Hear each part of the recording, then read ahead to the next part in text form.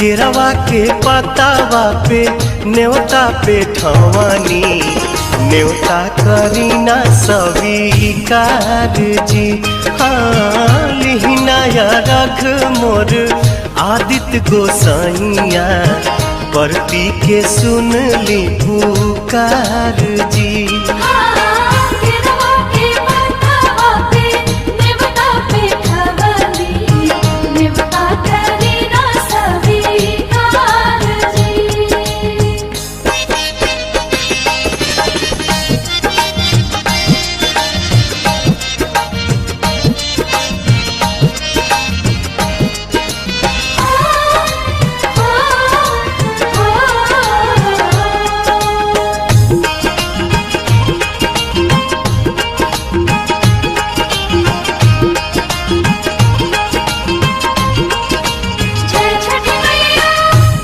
हम अरघ दुनो बेरा आदित्य तोहे सझिया फजीरे।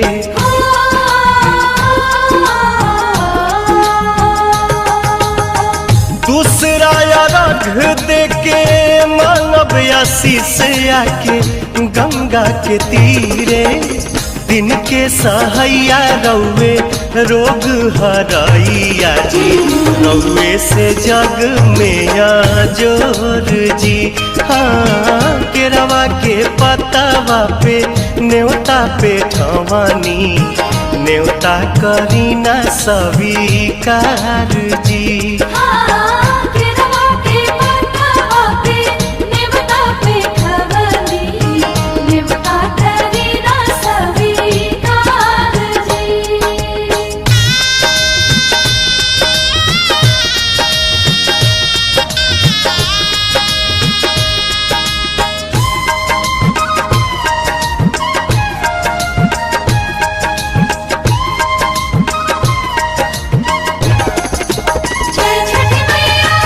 नजरी के कोर से करिले अजोर जग रौवे से जागेला।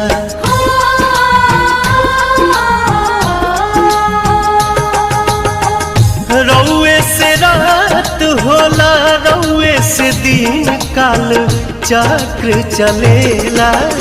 हर साल करब बरत आई छठी घटिया हमनी पकड़ब उपकार जी।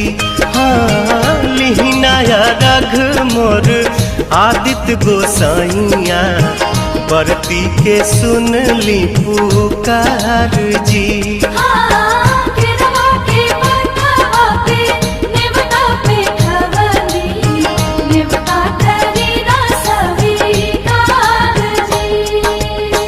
केरवा के पतावा पे न्योता पे ठवानी न्योता करीना स्वीकार जी।